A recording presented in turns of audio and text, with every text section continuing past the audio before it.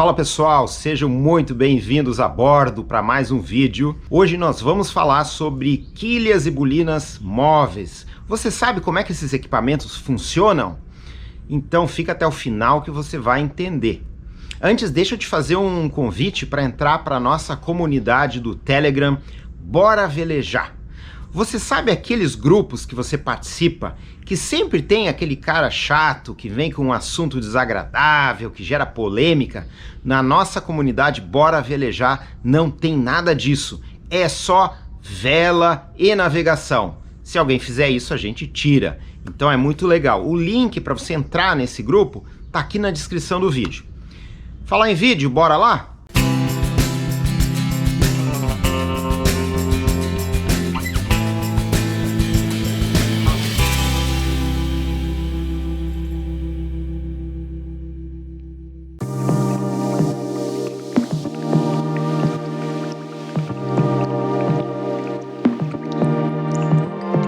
O vídeo de hoje é uma continuação de um vídeo que está no canal que se chama Qual é o melhor tipo de quilha? Estou deixando aqui o link para quem não assistiu.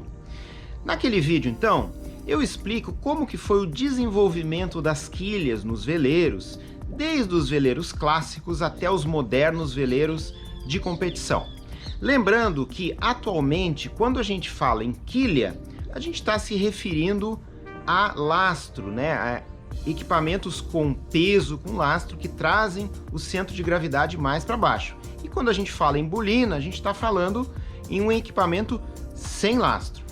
Então vamos voltar lá no início do iatismo, né, no final do século XIX, início do século XX, lembrando que iatismo significa o esporte do barco à vela, né, envolvendo competições, é lógico, né?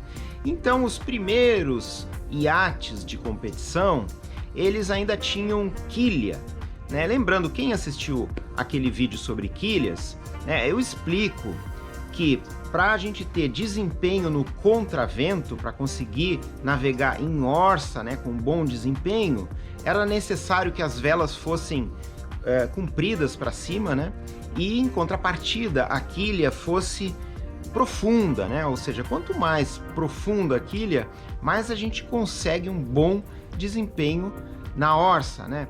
Então, as primeiras classes, né, ou monotipos, né? O que são classes ou monotipos? São aqueles barcos que têm um conjunto de regras que tem que ser construídos iguais para que a competição seja justa, né? Porque de repente, se você constrói um barco que tem um desempenho um pouquinho melhor que o outro, aquele ali vai ganhar, né?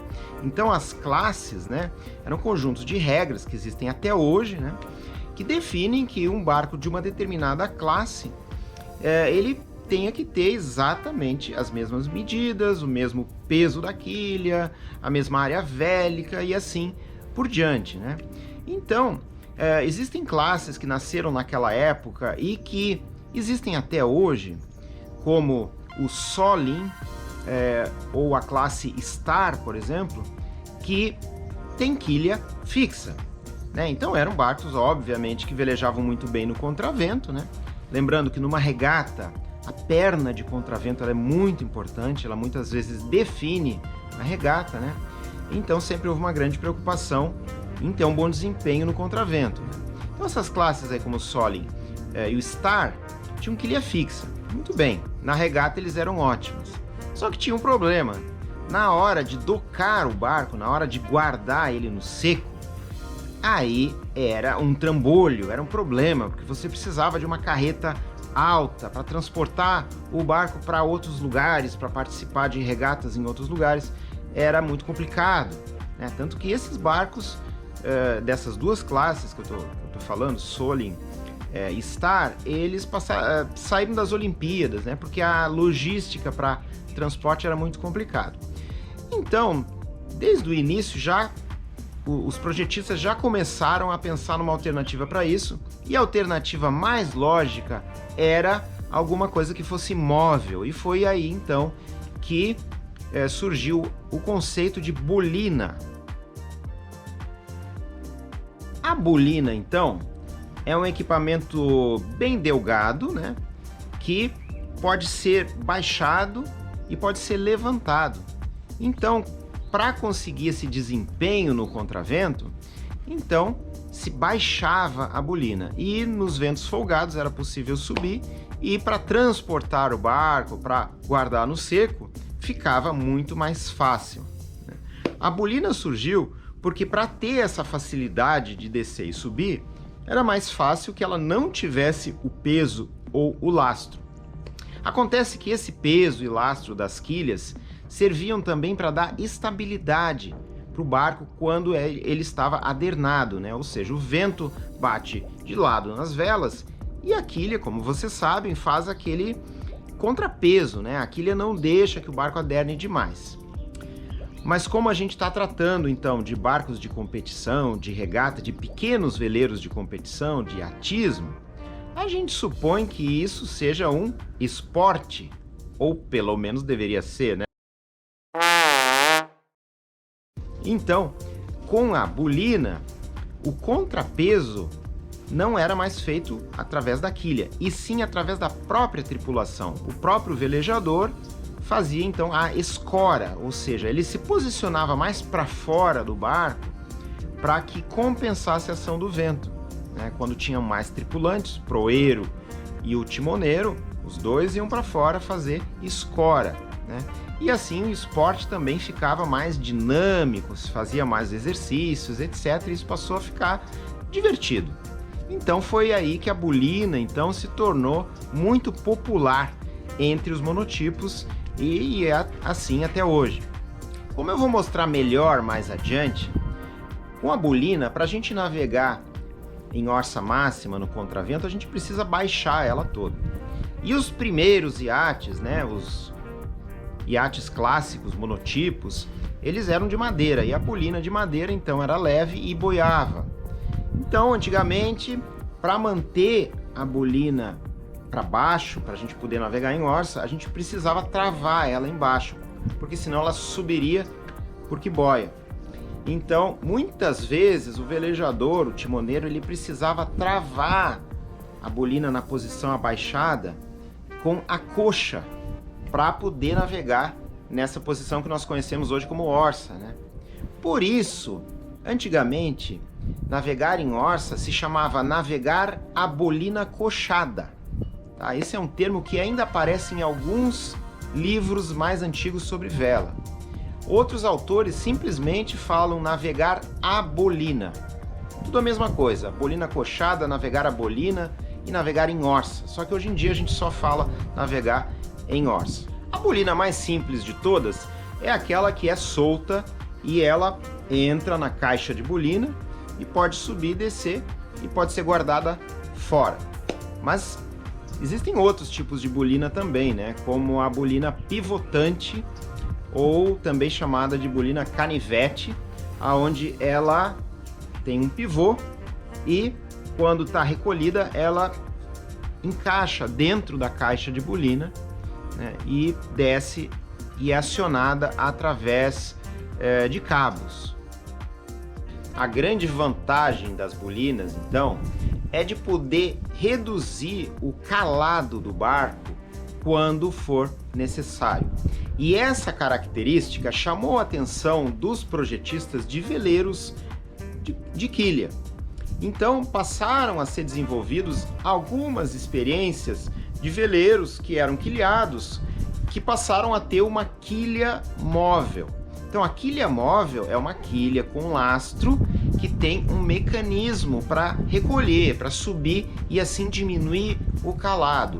O problema de ter uma quilha móvel é que, como ela tem peso, precisa de um mecanismo de redução normalmente, né? Então o sistema mais comum é com cabos, né? Usando-se reduções, como se fosse uma talha.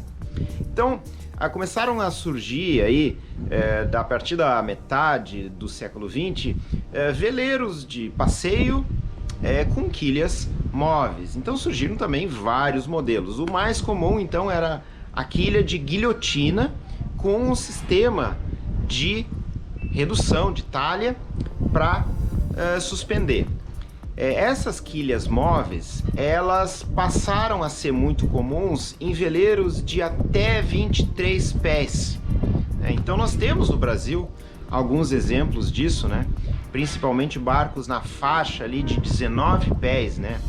Como, por exemplo, o Bruma 19, o Micro Racer e o Micro Toner, né? São 3 barcos aí que me vem à mente com esse tipo de quilha retrátil. Então para esse tipo de barco, para essa faixa de barco, isso é muito interessante porque são veleiros feitos para navegação interior, né, em águas abrigadas, e que podem então ser rebocados. E isso então facilita muito a operação de docar, de rebocar o barco, né? Então a pessoa pode ter, por exemplo, o seu barco guardado em casa durante o inverno, não precisa ficar pagando marina, coloca na água para velejar no verão, né? Isso é uma prática muito comum na Europa, nos Estados Unidos, nos países que têm cultura náutica, né? E aqui no Brasil então tiveram esses modelos que tiveram muito sucesso, inclusive, né?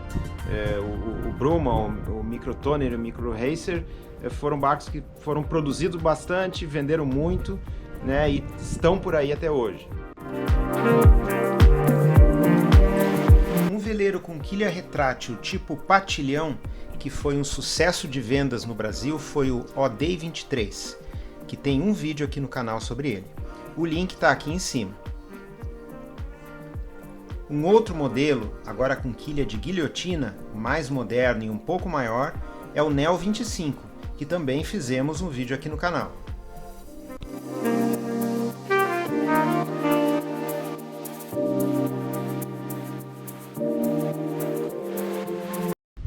Agora, falando de veleiros maiores, veleiros oceânicos, existem vários projetos de veleiros oceânicos com quilha móvel. Por quê? Ter uma quilha móvel no veleiro oceânico, teoricamente a gente vai ter o melhor de dois mundos, né? Vai ter um veleiro que possa navegar no mar aberto e também possa entrar em baías e locais mais rasos e explorar lugares que outros veleiros oceânicos não poderiam.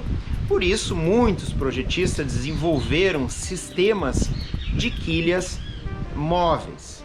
Acontece que ter uma quilha móvel em um veleiro oceânico não é tão simples assim, porque as quilhas de veleiros oceânicos, como vocês sabem, têm lastro e são muito pesadas, né? Então, para suspender uma quilha dessas, precisa de um equipamento muito robusto e muito confiável, porque lembrando, aquilo está abaixo da linha d'água, né? Então qualquer problema que dá ali pode ter infiltração, e é a última coisa que a gente quer num veleiro oceânico. Então já tiveram várias tentativas, algumas bem sucedidas e outras nem tanto. Então um exemplo de uma quilha móvel bem sucedida é um projeto brasileiro aqui do escritório BG, do Cabinho, que é o Kiribati, ou Kiribati, não sei como é que se pronuncia isso, 36, né? Que é um projeto para ser construído em alumínio e que tem um sistema de quilha retrátil. Então já tiveram alguns desses projetos construídos, funcionou bem, porém ele tem que ser muito bem executado, exatamente para não dar esse tipo de problema, né? E tem outros projetos também, inclusive de barcos de série, não no Brasil, né? Mas em outros países, que adotam então a quilha retrátil. Atrás de mim aqui é um veleiro de série feito na França, tá? Do estaleiro Feeling, é um Feeling 44. E eu tô aqui com o dono, que é o John. Hi, John. Hi. O John, então, e a esposa vieram da França velejando com ele, né? E esse barco tem uma quilha móvel, né? Uma quilha pivotante móvel. E eles vieram navegando, ou seja, é um barco oceânico, né? Então eu vou perguntar pro John aqui como é que funciona esse mecanismo dessa quilha. John, can you explain us how this kind of keel works? To lift it up and down, there is a hydraulic pump that has an electric motor to drive it. Mm-hmm. It's very simple. So lift a lever depending on the direction you want the keel to travel. Yes. Push a button, and it goes up or down. In case of electrical failure, there is a manual pump. A Then manual you- pump, that yes. you can use to raise the board manually if you need. Good. So yeah, So the movement is... yes, from the hinge is forward here. You can see these plates, these two plates here. Uhum, aqui então ele fica fixo e o eixo tá aqui, né? Aham. Inside there is a 35mm stainless steel pin Uhum. that runs through these two plates. It sits about 100mm above this point here. Então esse é o ponto pivotante que tem um eixo, né, de aço inox de 35 milímetros de diâmetro. Ok. Yep. And so when you operate the hydraulics, the board swings up and into this cavity. Aham, ok. Então a quilha entra nessa cavidade aqui, ó. Yep. Olha You só. can just see the hydraulic ram up there. It's a little bit dark in there. So you can see the hydraulic ram up at the top there. Ah, então drive ali tá o sistema, ó. Ah, tem um Yeah. perfil de inox aqui dentro. Yep. Então a gente tem Yeah. chumbo aqui na parte de baixo, né, para puxar o centro de gravidade. Okay, very good. And how you feel the stability of the boat in blue water It's good. situation? Yeah, Good. very good. Yeah, I've sailed a lot of boats out in the ocean, and it's good as any. I never feel unsafe in this boat. Ok, ele está dizendo então que ele se sente bem seguro, que foi bem tranquila a navegação oceânica. Então é muito bom saber, aqui no Brasil a gente não tem um barco assim, exatamente assim, né? Mas é possível, né? O designer é italiano, o barco foi produzido na França, né? Então realmente é muito interessante. John, thank you very much for show your boat and My pleasure myself. congratulations. Yeah, thank you. Okay. Thank you.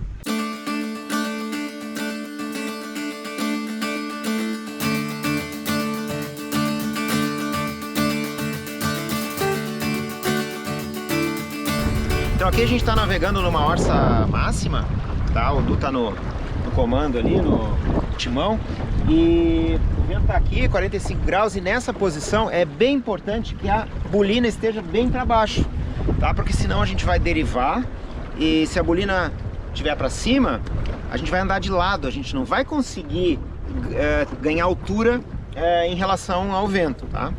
Aí o que acontece? Se eu levantar a bolina agora na orça, olha o que vai acontecer, ó. Tá? Nossa! Ó, a gente vai começar a andar de lado aqui, ó. É, e fica Ó, até aqui difícil o leme, o porque... drone tá filmando agora, vamos ver se a gente consegue a imagem de drone. Arriba mais um pouquinho. Isso, arriba mais um pouquinho. Aí, tá. Eu perco o leme praticamente. Perde o leme, né? É. Ó, a gente tá andando de lado aqui, ó. De lado. Tá lateralizando aqui, ó. Tá? Ó, vamos voltar, baixar pra gente voltar a Aí, ter controle do barco. Na Sentiu, hora, né, a diferença? na hora. Isso, é isso aí. Na hora a gente recebe o leme de volta, cara. Beleza, então.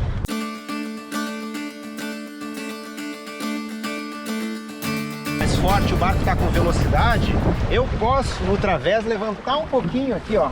Ó, eu posso levantar, deixar pela metade aqui a bolina, tá? Mas só se o barco tiver velocidade, porque se tiver pouco segmento, vento fraco, aí ele vai derivar, né? Agora, por exemplo, passou a rajada, aí eu posso começar a andar meio de lado, daí eu baixo, tá? Não é obrigatório fazer isso, mas é só para vocês entenderem que a bolina, quanto mais contra o vento, mais importante ela é. Quanto mais a favor do vento, menos ela se torna importante. Como ela é menos importante, se a gente tirar ela, causa menos arrasto. Então a gente vai andar um pouco mais. Boa, Du. Se a gente tirar ela um pouco. Exatamente, Então ó. a gente ganha performance um pouco tirando ela ali. Ótima observação, cara. Isso aí.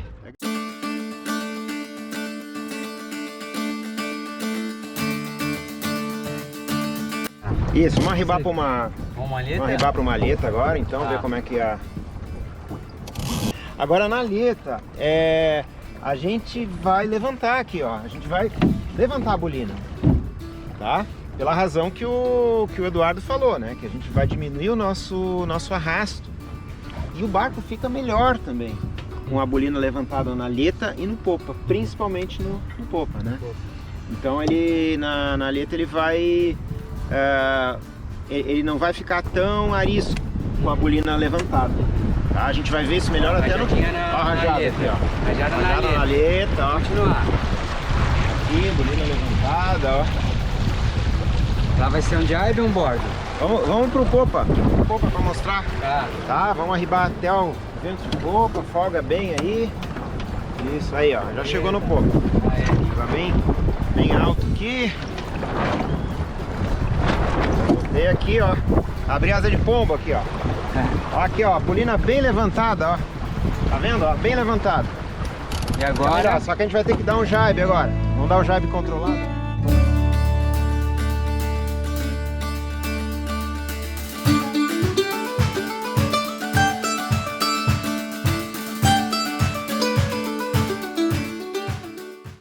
E os catamarãs? Pois é, né, pessoal? Eu falo pouco de catamarã no canal, né? Temos que mudar isso. Os catamarãs não têm quilha. Pelo menos não tem quilha com lastro. Porque alguns modelos de catamarã têm uma coisa que se chama mini quilha. Como essa aqui, ó, desse Fontane Pajot 40. Essas aqui, então, são as mini quilhas. Elas não têm lastro, são estruturas fixas. Que cumprem aquela função de não deixar o barco derivar, de melhorar o desempenho no contravento, né? E acabam também servindo como apoio quando o barco é docado. Ó, nesse caso aqui, ó, o barco está apoiado nas suas mini quilhas. Agora, muitos catamarãs têm bolina mesmo, como é o caso desse aqui. Uma bolina em cada casco. A bolina é leve, fácil de subir e de descer.